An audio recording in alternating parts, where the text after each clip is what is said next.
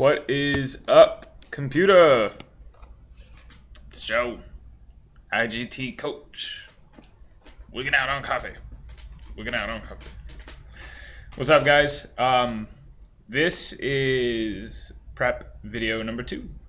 It's been about a week since I last did it, maybe a little longer. These weeks kind of, especially when you're busy, feel like months, and just trying to think back a week, I couldn't tell you what I was doing. Everything's too consuming, blah, blah, blah.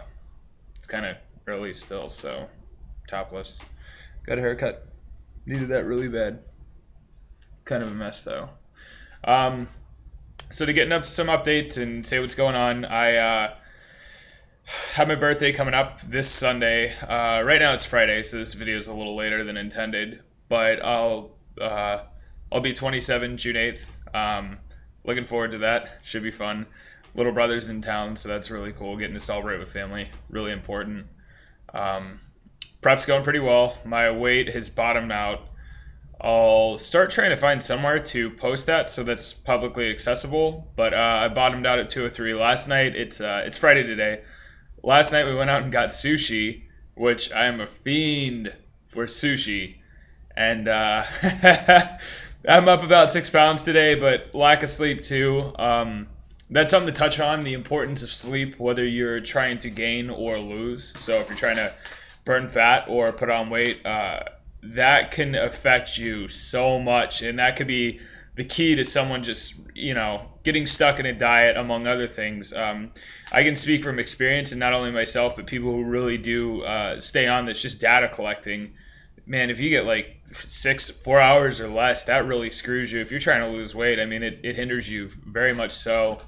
And this week, I think I've been up 0.2 pounds in some mornings where I only got 4 hours of sleep or less. I had an exam in the middle of the week, so I didn't get any sleep a few days before, just cramming like an idiot, putting things off, so I had to do that. But I got 12 hours of sleep that day, and the next morning I was down nearly 1.5 pounds. So steady weight loss for me is on keto, which right now it's early and it's aggressive, and that's kind of the game plan. I got a long ways to go, and I don't have a lot of time to do it. I think this Saturday is going to be 15 and 17 weeks. I feel comfortable with the latter date, but obviously today being my birthday, it's going to be, or this weekend being my birthday, it's going to be a little bit of a setback. Definitely going to enjoy myself. A little bit, need some food that I shouldn't, but I'm going to try and keep that within calories. If you really don't go over and you're pretty good on that, that is a really good way to kind of balance things.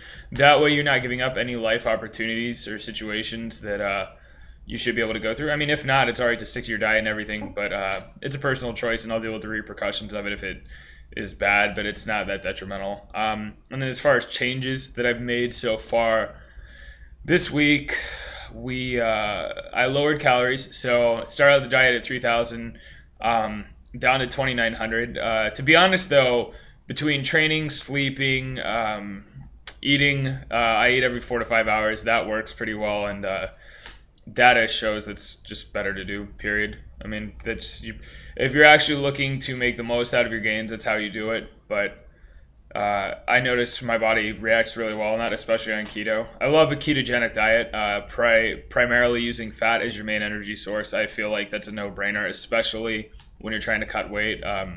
It's muscle sparing, and you guys will see a paper eventually coming out of Dr. Jacob Wilson's lab. He was the first person to really do a good job looking at that in athletes, and everyone in the group had remarkable results. We controlled for protein. We pitched that against a high carb group, and everybody had the same routines, etc. Everything was the same. Blood work before, blood work after. Our results were way better. Lost a lot of fat and put on a lot of muscle. So personally, I only lost only 10 pounds of fat and put on 2 pounds of muscle, and that was in 8 weeks or so.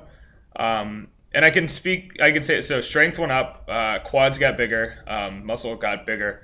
And speaking from experience too, when we put in carbs at the end of keto, you would have thought that carbing back up and doing our maxes would have been better. Not so much. Energy was kind of crap. So that was really interesting. Kind of felt really lethargic all week, and it was just horrible having carbs again. And that sounds weird, but that's another reason I'm kind of doing this diet. I really enjoyed it. Once you get on it, you feel really smooth, and that's something I didn't notice carb cycling. So yeah, getting back on track, cut calories a little bit, putting in cardio. So initially, what I'm doing, instead of utilizing the Wingate bike at the lab, I'm doing a little more practically, I guess, if that makes sense. I kind of like the idea of being able to do cardio when I want to. That kind of restricts me time wise in this diet. I just kind of want things to flow a little more smoothly. So what works for me is doing sprints outside. I do like right now is 2 times a week, 5 50-yard dashes, and then I'm doing low intensity steady state cardio or a treadmill, and I'm walking. It's like a 3.5 speed. So basically, where I'm like breathing heavy and breaking a good sweat because I'm in poor cardio shape. But I do that for 10 minutes after, and man, that works wonders. The days that I do that, man, I wake up a lot leaner, a lot drier. I feel better, and to be honest with you, one of the reasons I kind of like doing that is it honestly puts me in a lot better shape. I get in really good cardiovascular shape quickly doing low intensity cardio. But it's nice because the other idea behind this is I'm only doing 5 sessions of HIIT. That's not much, not 5 sessions, 5 intervals. So 2 sessions. I'm doing it Wednesday and Sunday. So that's something that I can increase in frequency and maintain volume, or I can add more lists or change my lists and, do steady state cardio after every session and only do a little bit. And I mean, like, honestly, right now, seeing great results. Muscle mass is pretty much the same. We're using the DEXA, which is a body composition scan, typically used on females. It's a bone density machine, but it also gives you lean mass and fat mass, which is awesome. So I'll do that every other week in Jake's lab, and that's kind of how we're going about prep right now. So cardio's in, calories have been cut a little bit. Got 15 and 17 weeks from this Saturday, which the date will be June 7th. June 7th. So yeah, those will be 15 and 17 weeks out. Strength's pretty much the same. I mean, like at the end of this week, I've been feeling kind of crappy, but after that sushi feast, it's going to be pretty interesting to see where everything's gone from there. Aside from that, man, staying busy with school and the guys.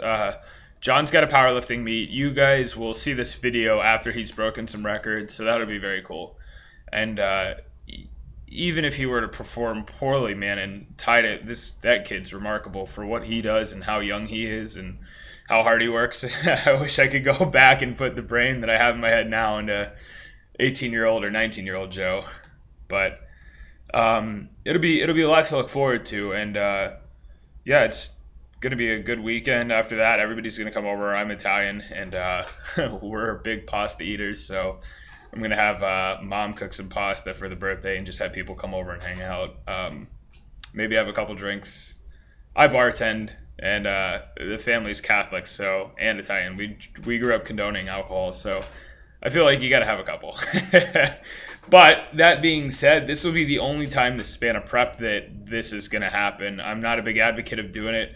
Especially on keto. Alcohol is metabolized more similar to carbohydrates, and it's just kind of fishy doing it, inserting alcohol into your diet. I mean, I feel that way on keto, to be honest. In off season, I don't think it'd be a big deal. I would just subtract how much. I would have to plan how much I'm going to drink ahead of time and subtract calories, but then fill in the rest with food. So if that makes sense, if I had like my macros set up in ratios and say I was on a 3,000 calorie diet for sake of argument, and I'm going to drink, 500 calories worth of alcohol, I'd subtract that and then apply the ratios. So say 30% would be protein, 20% would be carbs, 50% would be fat, and then refigure out my macros and then just insert alcohol. They've done some cool studies where they actually did that and replaced, I think it was like 30% of calories of the diet instead of food being alcohol, and they saw similar body composition results. You can lose weight that way.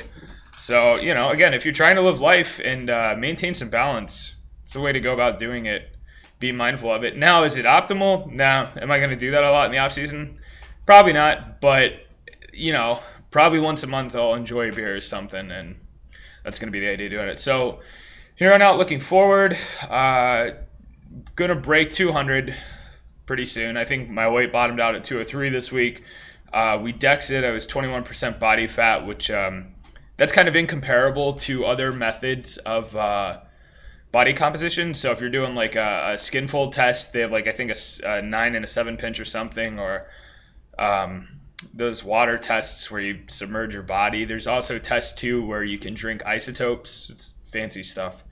But those all have kind of their different method, or even the handheld thing at the gym where you just grab it and hold. DEXA at 21% is not bad. I would say the typical bro 10% is probably 17% DEXA-ish, somewhere in there. I mean, to give you an idea, we've only had one guy ever crack 10% on the DEXA, and that was Jacob, most shredded guy ever. And we've had Ben Pekulski on there who's torn it up at the Arnold and done some big shows, and I'm pretty sure he's competed on the Olympia stage. So, but wrapping this up, guys. If you have any questions, comments, anything you want to know more about my diet, you want to see my macros, I do a pretty decent job logging it online. Could be better about that, but feel free to ask, and follow the page. If you like the video, like it. If not, let me know your feedback. You thumbs it down, do whatever, and subscribe, and stay tuned for more.